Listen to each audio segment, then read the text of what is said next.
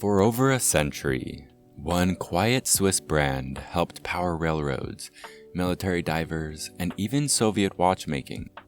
Yet, most people have never heard its name. This is the story of Cortébert, the forgotten giant hiding in plain sight.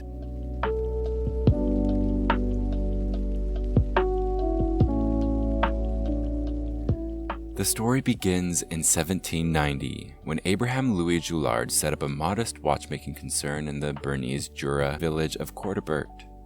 His watches were made for reliability, not extravagance, and served merchants, farmers, and travelers.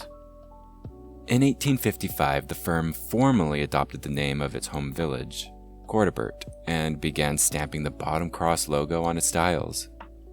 By this time, Joulard's business had outgrown its origins and was becoming an established presence in Swiss watchmaking.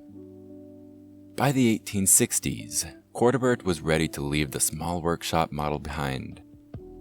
Under Ragoul, Joulard & C., the company built a purpose-designed stone factory in 1865 on the edge of the village. With 66 tall windows along its south facade, the new factory was both a statement of ambition and a major investment. Enlarged in 1873 and modernized in 1948, it dominated the village for more than a century until its closure in 1984, when 105 employees still worked there. The works were originally powered by a converted mill on the Suze stream, later supplemented with steam boilers around 1900, and a hydraulic turbine in 1918. The factory quickly became the lifeblood of Cortébert. By the early 20th century, over 100 villagers were employed there, men and women, often entire families, and many spent their entire careers specializing in single components such as hairsprings, pivots, or balance wheels. The Joulard family continued to guide the business across 6 generations, with Henry and Emile Joulard taking over in 1887, and descendants at the helm until the sale of Omega in 1962.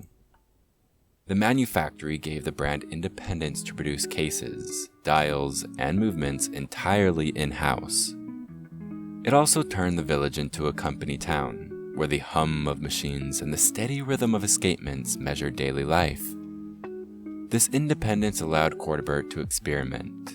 In the 1880s, it licensed Joseph Paul-Weber's jump hour mechanism, creating pocket watches that displayed hours through rotating discs rather than hands, a mechanical digital display well ahead of its time. Cortébert carried the idea into wristwatches in the 1920s, producing some of the earliest digital-style mechanical timepieces.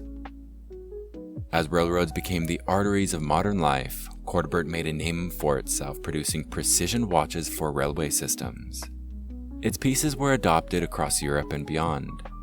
In 1927, Italy's Ferrovie dello Stato designated Cortébert its official supplier. Because Mussolini's nationalist laws prohibited foreign brand names, the watches were rebranded as Persio, a label that still serves Italy's railways today. Turkey's railways also adopted Cortébert, reinforcing its standing as the railroad's watchmaker.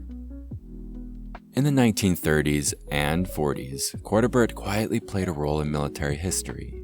Panerai oversized radiomir watches, built for Italian Navy commandos, needed movements rugged enough to survive underwater combat. The solution was Cortébert's 16 lean calibers, especially the 616 and 618.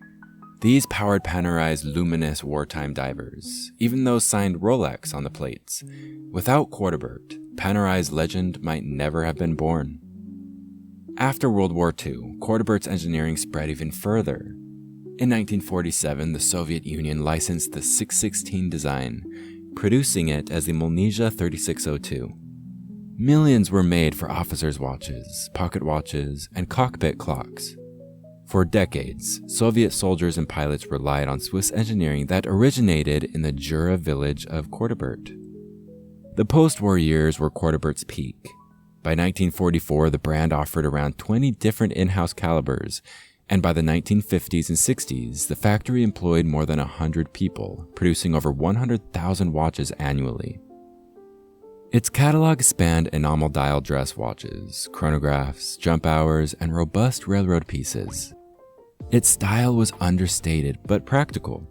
Dauphine hands, luminous numerals, crisp enamel dials. Cortébert also promoted its reputation with medals from exhibitions across the world, including Paris, Melbourne, Geneva, Milan, Stockholm, and Barcelona. Despite its achievements, Cortébert faced headwinds.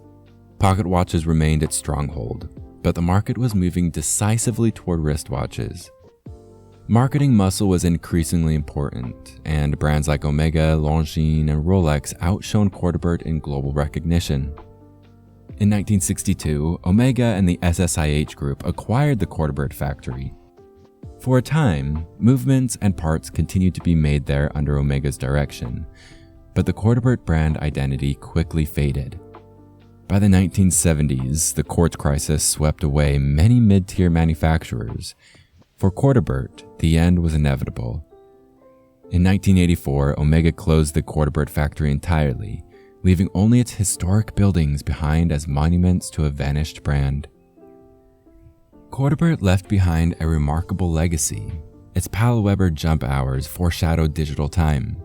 Its railroad watches kept trains on schedule across Europe and Turkey. Its calibers powered Panerai wartime divers and seeded the Soviet Molnija line. Its Persio brand still ticks in Italian train stations. Though the name Cortébert disappeared, the factory still stands as a protected historic landmark, its rows of windows recalling the hum of production that once defined the village. Among collectors, Cortébert has found new respect. Railroad pocket watches marked with Persio are sought after in Italy, while early Palaweber jump hours are museum-worthy rarities. Military collectors chase Cortébert calibers used in Panerai watches, though these are rare and command high prices due to Panerai's cult status. The Soviet Molnija connection means millions of descendants of Cortébert's 616 exist, making original Swiss versions especially collectible. Mid-century enamel dial wristwatches and chronographs remain more affordable, often valued for their understated quality rather than brand prestige. To own a Cortébert today is to hold a piece of horological history that spans railroads, wars, Cold War politics, and the fall of Swiss giants during the quartz era. Its story may have ended in silence, but its watches still speak, quietly but unmistakably, of a forgotten giant's place in time.